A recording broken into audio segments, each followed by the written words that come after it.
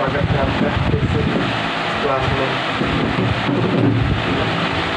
हमारा इकोनॉमिक्स का पढ़ाव जो है वो कंटिन्यू चल रहा है ना, जिसमें हमने बहुत सारी चीज़ें देख ली।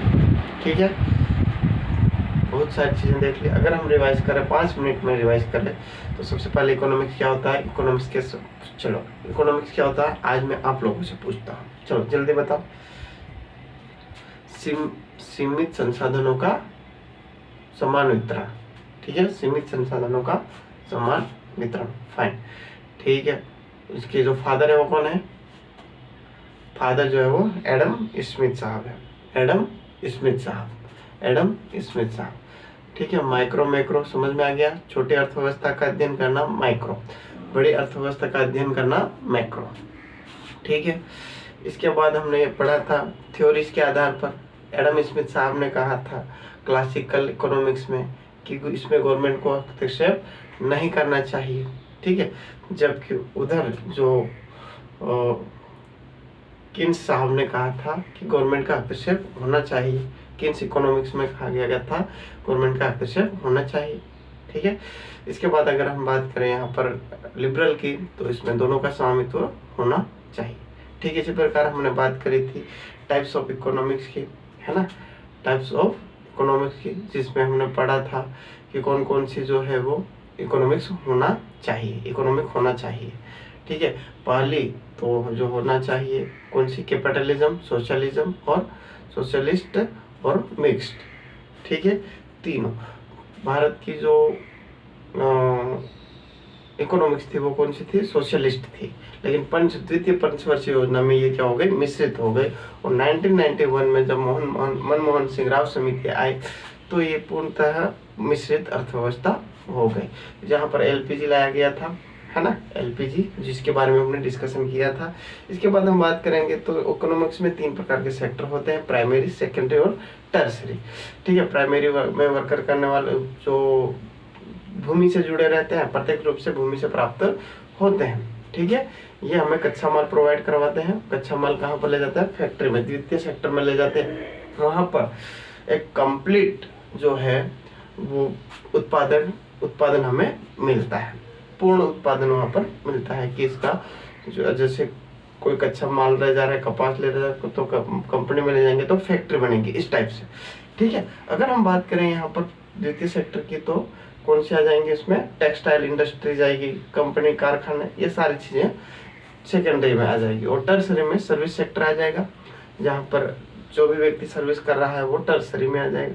ठीक है, प्राइमरी में काम करने वालों को रेड कॉलर वर्कर कहते हैं, द्वितीय में काम करने वाले को ब्लू कॉलर वर्कर कहते हैं, और जो टर्सरी में काम करने वालों को व्हाइट कॉलर वर्कर कहते हैं। और जो क्वीनरी में काम करने वाले यानी कि हाई लेवल वाले जो ऑफिसर्स हैं, जो आदेश देते हैं, उसे हम क्या कहेंगे?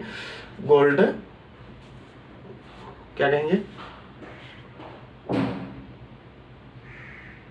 Collar workers. फाइन, ठीक है, यहाँ तक हमने पढ़े। ऑर्गेनाइज्ड और अनऑर्गेनाइज्ड में समझ में आ गया। सिस्टमेटिक ढंग से काम करना ऑर्गेनाइज्ड, सिस्टमेटिक ढंग से काम नहीं करना अनऑर्गेनाइज्ड। यहाँ तक कोई दिक्कत नहीं, आगे बढ़ते हैं। आगे हमने इन्फ्लेशन के बारे में बात करी थी। इन्फ्लेशन यानी कि वस्तु एवं सेवाओं में लगातार वस्तु एवं सेवाओं की कीमतों में लगातार वृद्धि होना इन्फ्लेशन कहलाता है या मुद्रास्फीति कहलाता है। ठीक है, इसमें क्रय शक्ति जो है वो कम हो जाती है, क्योंकि लगातार महंगाई बढ़ेगी, लोगों की जो खरीदने की क्षमता है वो कम हो जाएगी, वो खरीदेंगे नहीं क्योंकि बहुत सारी चीजें महंगी हो गई है करके वो छोड़ देंगे उस चीज को। ठीक है, यहाँ तक कोई दिक्कत नहीं। चलो, इसमें जो है कंट्रोल कौन करता है? मनी सप्लाई जो है, मनी सप्लाई देश की मनी, मतलब देश के पास कितना पैसा है। ठीक है, अगर लोगों के पास ज्यादा पैसा आ जाएगा तो क्या हो जाएगा? जो महंगाई हो, इन्फ्लेशन है, वो बढ़ेगा। ठीक है, इसको नियंत्रित कौन करता है? RBI plus government. ठीक है, आरबीआई जो है वो मॉनेटरी पॉलिसी के द्वारा कंट्रोल करती है और ये गवर्नमेंट जो है वो फिस्कल पॉलिसी के द्वारा कंट्रोल करती है। और इस कंट्रोल करने की प्रोसेस को हम क्या कहेंगे? डिसइन्फ्लेशन। क्या कहेंगे? डिसइन्फ्लेशन कहेंगे। क्या कहेंगे? इन्फ्लेशन, डिस इन्फ्लेशन कहेंगे। यहाँ तक कोई दिक्कत नहीं। चलो अब हम बात करेंगे डिफ्लेशन की। और डिस इन्फ्लेशन अलग होता है, डिफ्लेशन की अलग होता है। ठीक है, वस्तुओं एवं सेवाओं सामान्य स्तर की कीमतों में जो लगातार कम हो रही है, यानी कि जो महंगाई कम हो रही है, लगातार धीरे धीरे महंगाई उसकी कीमत दर में कमी आ रही है, उसे हम कहेंगे डिफ्लेशन। क्या कहेंगे? डिफ्लेशन। कीमतों का बढ़ना इन्फ्लेशन, कीमतों का घटना डिफ्लेशन, कीमतों का घटना डिफ्लेशन। ठीक है, क्योंकि लोगों के पास पैसा नहीं होगा तो डिमांड कम होगी। डिमांड कम होने की वजह से क्या होगा, यहाँ पर जो है गवर्नमेंट, आरबीआई और गवर्नमेंट क्या करेगी, यहाँ पर जो है इसको कंट्रोल करेगी। आरबीआई कौन सी पॉलिसी के द्वारा कंट्रोल करेगी?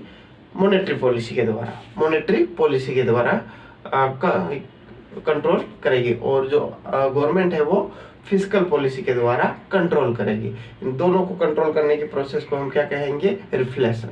रिफ्लेशन क्या कहेंगे? रिफ्लेशन। ठीक है, इसके बाद हमने ग्राफ के अकॉर्डिंग यहाँ पर देखा था। ग्राफ के अकॉर्डिंग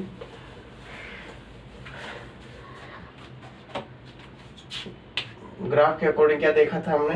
ये इस टाइप से यहाँ पर है ना, यहाँ पर धीरे धीरे ये कम होना, वृद्धि दर कम होना, इसको हम क्या कहेंगे? मनी सप्लाई कम होना। मनी सप्लाई कम हो रहा है तो क्या हो जाएगा? यहाँ पर डिफ्लेशन होगा, डिफ्लेशन होगा। ठीक है, धीरे धीरे ऊपर उठना क्या कहलाएगा? क्या कहलाएगा? ये रिसेशन ना।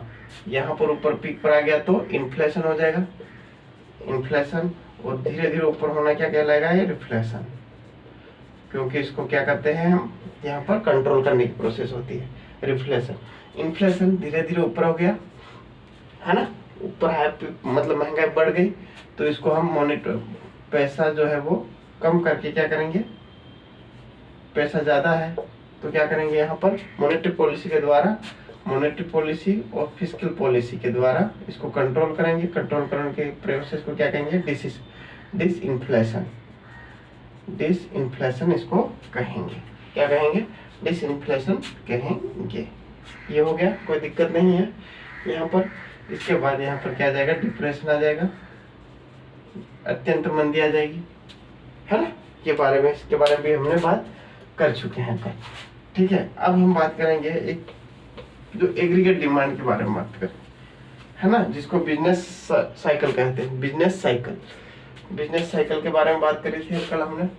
बिजनेस साइकिल के बारे में बात करी थी, है ना। बिजनेस साइकिल के बारे में बात करी थी। क्या हुआ था इसमें? इस प्रकार से जो एग्रीगेट डिमांड थी वो बराबर थी एग्रीगेट सप्लाई के, एग्रीगेट सप्लाई के बराबर थी, एग्रीगेट सप्लाई के बराबर थी, है ना।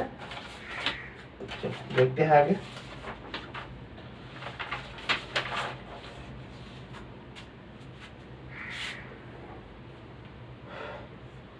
क्या थी? एग्रीगेट सप्लाई के बराबर थी। ठीक उसी प्रकार से हम देखते हैं यहाँ पर, है ना।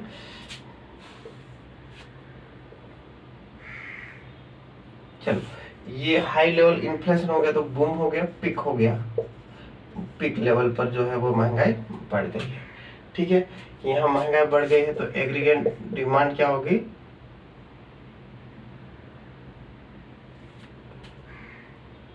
मनी सप्लाई ज्यादा हो रहा है ना, इन्फ्लेशन हो रहा है।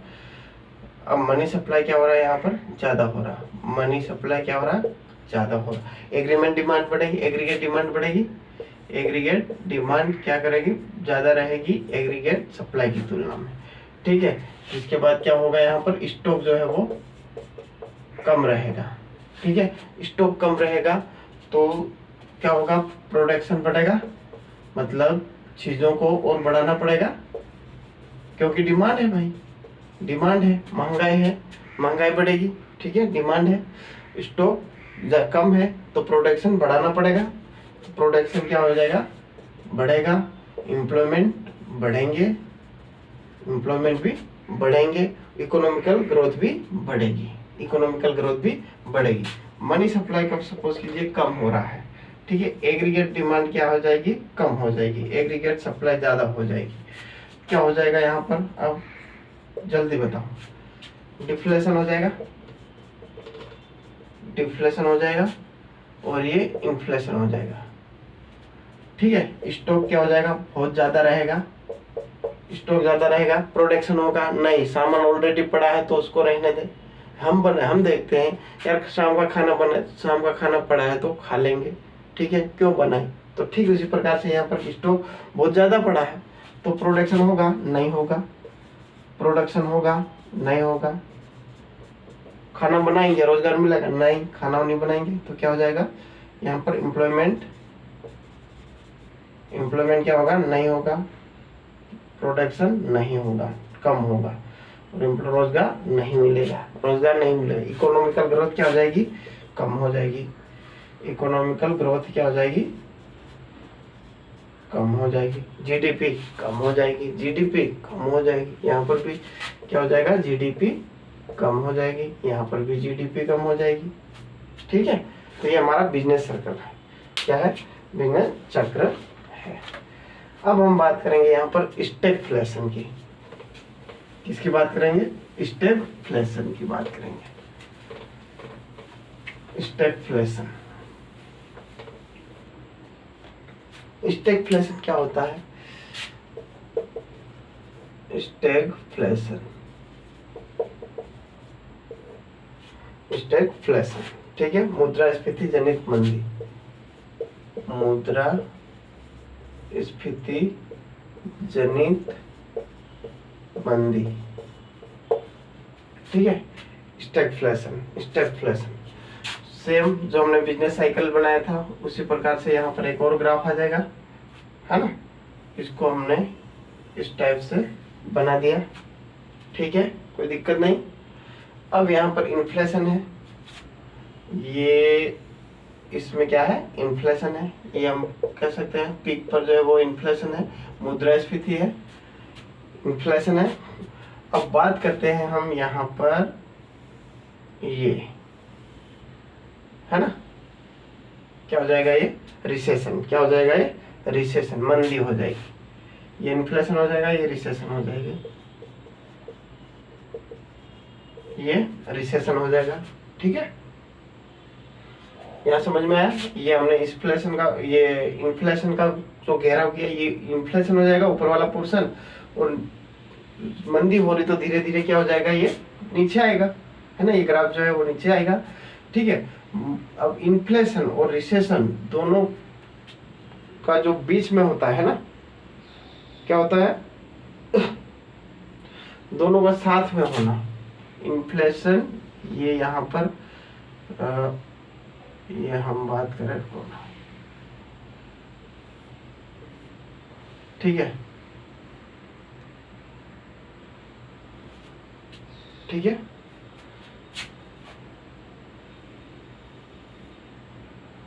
ये एक साथ होना क्या कहलाता है, डिफ्लेशन और इन्फ्लेशन और रिसेशन एक साथ होना क्या कहलाता है, यही स्टैगफ्लेशन होता है, यही स्टैगफ्लेशन होता है। ये अपना स्टैगफ्लेशन और रिसेशन का एक साथ होना ही क्या कहलाता है, हमारा जो है रिसेशन कहलाता है, यानी सॉरी स्टैगफ्लेशन कहलाता है, स्टैगफ्लेशन कहलाता है, ठीक है, कोई दिक्कत नहीं। देखो कुछ नहीं है, समझो, ध्यान से समझो, ऊपर इन्फ्लेशन है हमारा, अगर कोई भी चीज ऊपर लगातार बढ़ती होती है, कीमतों में बढ़ती होती है तो हमारा इन्फ्लेशन हो जाएगा, महंगाई हो रही, ठीक है। अब वो धीरे धीरे मंदी आ रही है तो ये वाला पोर्शन हमारा रिसेशन हो जाएगा, मंदी हो रही, दोनों का एक साथ होना, यहाँ पर एक साथ हो रही है, ठीक है, ये एक साथ होना ही स्टैगफ्लेशन कहलाता है, कोई दिक्कत नहीं यहाँ तक। स्टैगफ्लेशन मतलब दोनों का एक साथ होना ही स्टैगफ्लेशन कहलाता है, गॉट इट। चलो ठीक है, आगे बढ़ते हैं।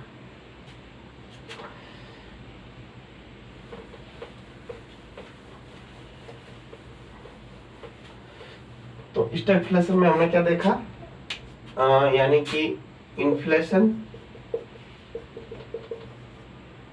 एंड जो रिसेशन, मंदी, यानी कि मुद्रास्फीति और मंदी दोनों एक साथ हो, दोनों एक साथ दिखे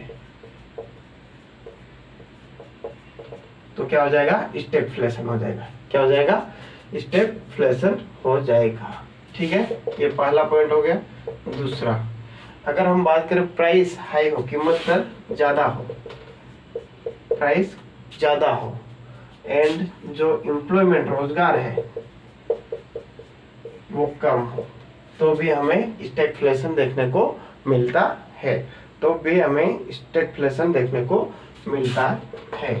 सपोज कीजिए इन्फ्लेशन ज्यादा हो, यानी कि महंगाई ज्यादा हो, इन्फ्लेशन ज्यादा हो, है ना, इन्फ्लेशन क्या है, ज्यादा हो, और जो है इन्फ्लेशन ज्यादा हो और अनएम्प्लॉयमेंट हो, बेरोजगार हो, बेरोजगार, तो भी स्टैगफ्लेशन हमें दिखाई देता है। इसमें भी स्टैगफ्लेशन दिखाई देता है।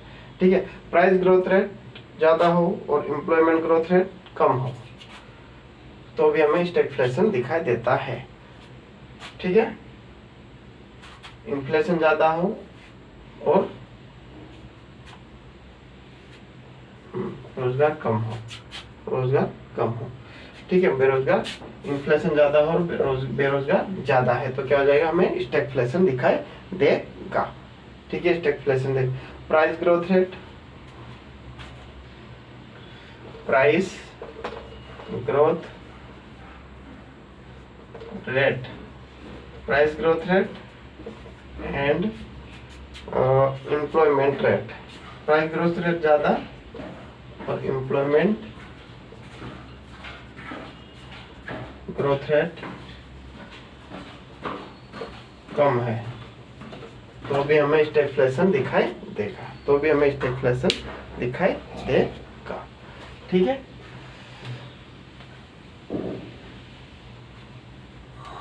चलो ये हमने देख लिया स्टैगफ्लेशन। स्टैगफ्लेशन क्या होता है, यानी कि जो हमारा इन्फ्लेशन और रिसेशन दोनों एक जगह दिखाई देते हैं, उसे हम क्या कहेंगे, स्टैगफ्लेशन कहते हैं। प्राइस और सपोज कीजिए दोनों एक साथ दिखाई देना ना, प्राइस हाई है और रोजगार कम है, तो भी हमें स्टैगफ्लेशन दिखाई देगा।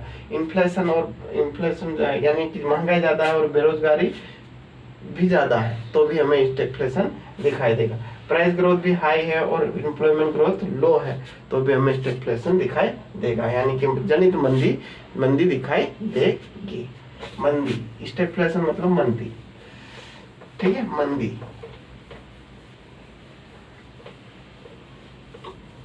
बंदी नहीं, मंदी, मंदी है ना, बंदी नहीं, गलत समझे, मंदी होता है, बंदी नहीं। ठीक है, चलो अब इकोनॉमिक्स कंडीशन हम देखेंगे यहाँ पर।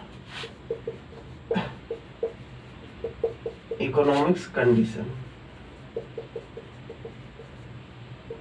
इकोनॉमिक्स कंडीशन यहाँ पर हम देखेंगे। Economic growth, GDP growth, economic growth जो होती है वो बराबर होती है जीडीपी ग्रोथ के, जीडीपी ग्रोथ के बराबर होती है। इकोनॉमिक्स कंडीशन क्या होती है, बराबर होती है जीडीपी ग्रोथ के बराबर होती है। ठीक है, यहाँ तक कोई दिक्कत नहीं। चलो अब हम बात करते हैं यहाँ पर छू छू छू छू, इसमें आ जाएगा, रुको इसमें नहीं आएगा। यहाँ तक इकोनॉमिक्स कंडीशन समझ में आ गया। इकोनॉमिक ग्रोथ होती है बराबर होती है जीडीपी ग्रोथ के बराबर होती है।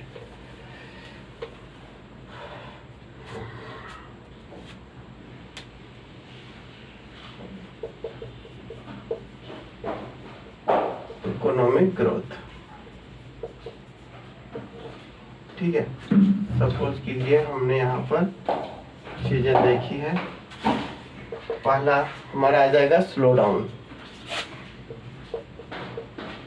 स्लो, ये स्लो डाउन आ गया।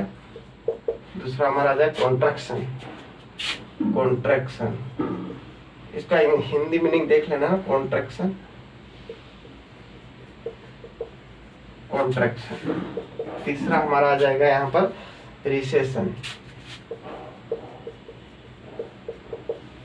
ये हमारा रिसेशन आ गया, मंदी, डिप्रेशन, अत्यधिक मंदी, मंदी, डिप्रेशन, अत्यधिक मंदी आ गई। ठीक है, डिप्रेशन, अत्यधिक मंदी, मेल्ट डाउन, मेल्ट डाउन। ठीक है, अब हम वन बाय वन इसको देखेंगे। स्लो डाउन क्या होता है, जिस एक वित्तीय वर्ष में, है ना, हर क्वार्टर मतलब एक वित्तीय वर्ष में क्या हो जाएगा, जब देश में प्रत्येक क्वार्टर में आर्थिक समृद्धि दर कम होती है। ठीक है, 1 2 3 4, 1 2 3 4। ठीक है, एक वित्तीय वर्ष में जब देश में प्रत्येक क्वार्टर में आर्थिक समृद्धि दर कम होती है। अब सपोज कीजिए यहाँ पर 6.5% है,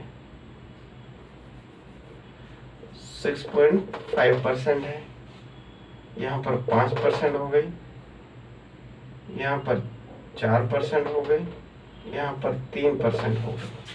ठीक है, तो क्वार्टर में लगातार गिरावट होना, एक वित्तीय वर्ष में क्वार्टर में लगातार कमी होना, उसे हम स्लो डाउन कहेंगे। ठीक है, क्वार्टर में आर्थिक समृद्धि दर कम होना, यह आर्थिक समृद्धि दर है, आर्थिक समृद्धि, आर्थिक संवृद्धि दर, आर्थिक समृद्धि दर। कॉन्ट्रैक्ट्स में क्या हो जाएगा, एक वित्तीय वर्ष में एक क्वार्टर में नेगेटिव ग्रोथ होना। ठीक है, क्या हो जाएगा, नेगेटिव ग्रोथ होना, 1 2 3 और 4। किसी एक क्वार्टर में लगातार क्या होना, यहाँ पर नेगेटिव होना। सपोज कीजिए यहाँ पर है ना 5%, 4.5%, -2%, है ना, और क्या हो जाएगा 3%। तो किसी एक फाइनेंशियल ईयर में क्वार्टर में क्या होना, नेगेटिव ग्रोथ होना। क्या होना, नेगेटिव ग्रोथ होना क्या कहलाएगा, कॉन्ट्रैक्शन। क्या कहलाएगा, कॉन्ट्रैक्शन कहलाएगा, कॉन्ट्रैक्शन कहलाएगा। ठीक है, तो रिवाइज करो इसको, कॉन्ट्रैक्शन को क्या कहलाएगा, एक वित्तीय वर्ष में लगातार उसमें कमी होना क्या कहलाएगा, स्लो डाउन। कॉन्ट्रैक्शन में क्या हो जाएगा, एक वित्तीय वर्ष में किसी एक क्वार्टर में नेगेटिव ग्रोथ होना क्या कहलाएगा, कॉन्ट्रैक्शन, रिसेशन। अब जो रिसेशन होता है, क्वार्टर 1, क्वार्टर 2, क्वार्टर 3, क्वार्टर 4, 1 2 3 4। ठीक है, इसमें क्या हो जाएगा, किसी दो क्वार्टर में क्या हो जाएगा, कंटिन्यू ग्रोथ होना, कंटिन्यू 5.5%, -2%, -2%, -1.5% और 2%। ठीक है, 2%। ठीक है, तो एक तो यहाँ पर नेगेटिव हुआ है और एक ये ना यहाँ पर नेगेटिव। एक फाइनेंशियल ईयर में लगातार 2 क्वार्टर में नेगेटिव ग्रोथ होना क्या कहलाता है, रिसेशन कहलाता है। ठीक है, और कॉन्ट्रैक्शन किसी एक क्वार्टर में नेगेटिव ग्रोथ होना क्या कहलाता है, कॉन्ट्रैक्शन कहलाता है। और नीचे एकदम मतलब क्या कह सकते हैं इसको, बिल्कुल नीचे जाना, है ना, धीरे धीरे नीचे बढ़ना, कम होना, ये क्या हो जाएगा हमारा, स्लो डाउन। धीरे धीरे कम होना क्या हो जाएगा, हमारा स्लो डाउन हो जाएगा। ठीक है, अब डिप्रेशन में डिफ्लेशन और रिसेशन एक साथ होते हैं। डिप्रेशन में डिफ्लेशन एंड रिसेशन, रिसेशन एक साथ होते हैं, एक साथ होते हैं, एक साथ होते हैं। मेल्ट डाउन, शेयर मार्केट का अचानक गिर जाना, शेयर मार्केट का अचानक गिर जाना, शेयर मार्केट का अचानक गिर जाना क्या कहलाता है, मेल्ट डाउन, मेल्ट डाउन कहलाता है। देखो शब्दों पर ध्यान मत दो, ये इसका हिंदी देख लेना, कोई ज्यादा बड़ी बात नहीं है। ठीक है, इकोनॉमिक ग्रोथ क्या है, स्लो डाउन, स्लो डाउन यानी कि एक वित्तीय वर्ष में क्वार्टर में पूरा एकदम लगातार कमी होना, एकदम लगातार एक वित्तीय वर्ष में प्रत्येक क्वार्टर में लगातार कमी होना क्या कहलाता है? हमारा स्लो डाउन। कॉन्ट्रैक्शन किसी एक वित्तीय वर्ष में एक क्वार्टर में नेगेटिव ग्रोथ होना कॉन्ट्रैक्शन कहलाता है। रिसेशन एक वित्तीय वर्ष में 2 क्वार्टर में नेगेटिव ग्रोथ होना क्या कहलाता है? यहाँ पर रिसेशन कहलाता है। डिफ्लेशन, जब डिफ्लेशन और रिसेशन दोनों एक साथ में हो तो उसे हम डिफ्लेशन कहते हैं। मेल्ट डाउन, शेयर मार्केट का अचानक क्रैश हो जाना, अचानक गिर जाना क्या कहलाता है? मेल्ट डाउन कहलाता है। यहाँ तक कोई दिक्कत नहीं? आई होप समझ में आ गया होगा, कोई दिक्कत नहीं है। चलो वेरी गुड, आगे बढ़ते हैं।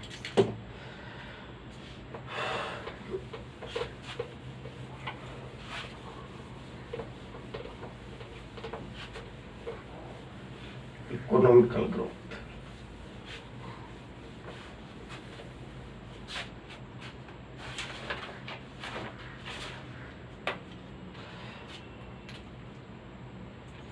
अब हम बात करेंगे जनरल प्राइस लेवल की मदद में।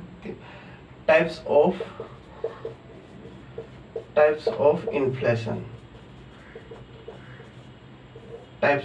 इन्फ्लेशन की बात करेंगे। तो पहला जो है हम बात करेंगे क्रीपिंग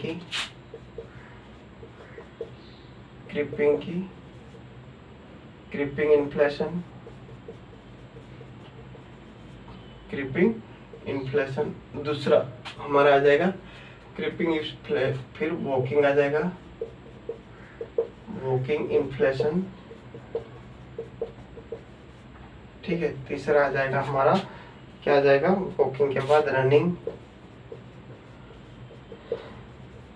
इन्फ्लेशन क्या आ जाएगा? रनिंग। चौथा हमारा आ जाएगा यहाँ पर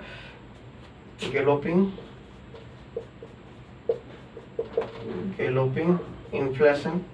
पांचवा हमारा आ जाएगा यहाँ पर हाइपर इन्फ्लेशन।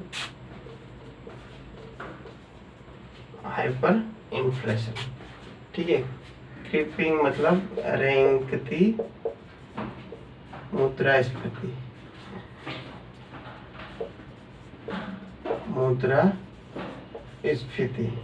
रेंगती मुद्रास्फीति। वॉकिंग चलती हुई मुद्रास्फीति,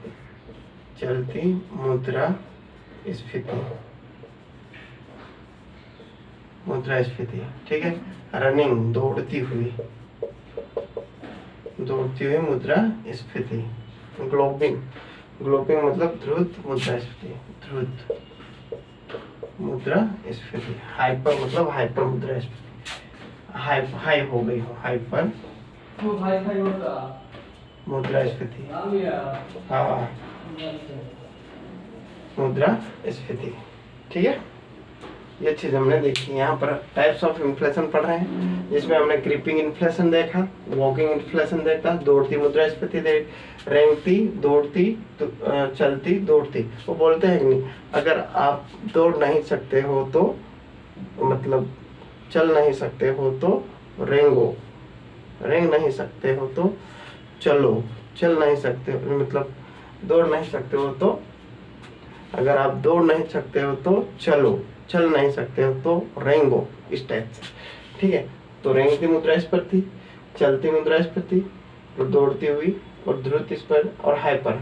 ठीक है, अब हम बात करेंगे इसको 1 by 1। ठीक है, ये हिंदी वाला हटा दूं, यहाँ देखते हैं, ज्यादा नहीं है।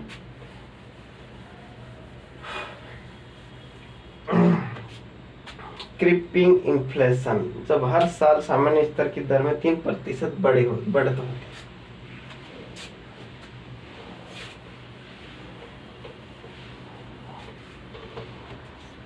देखो, जब प्रत्येक वर्ष ठीक है, सामान्य कीमत दरों में 3% की वृद्धि होना क्या कहलाता है? क्रीपिंग इन्फ्लेशन कहलाता है। क्या कहलाता है? क्रीपिंग इन्फ्लेशन का प्रत्येक वर्ष में की वृद्धि होना क्या कहलाता है? क्या कहलाता है? क्रीपिंग इन्फ्लेशन कहलाता है। दूसरा हमारा आ जाएगा यहाँ पर, दूसरा आ जाएगा walking inflation. Walking inflation, walking inflation, ठीक है। इसमें प्रत्येक वर्ष में 4 से 5% इंक्रीज होना, ठीक है, कीमतों में प्रत्येक वर्ष में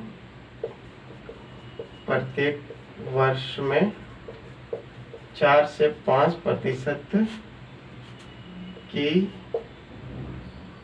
4 से 5% कीमतों में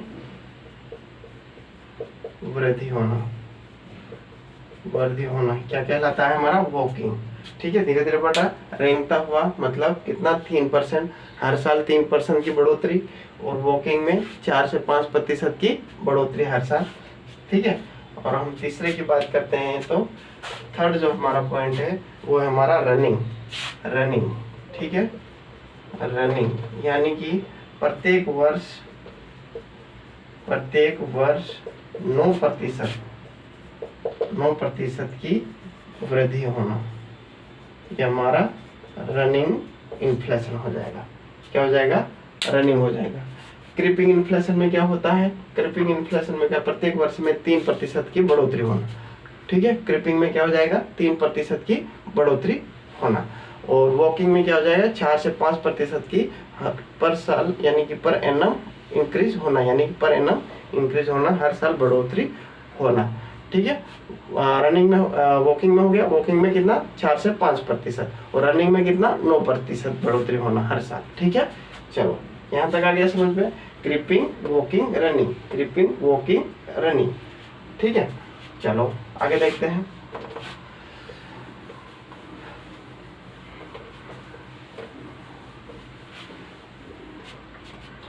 बात करते हैं ग्लोपिंग की, ठीक है। ग्लोपिंग की, अब ये अंकों में होता है, यह अंकों में होता है। क्या होता है? यह अंकों में इसको माना जाता है ना।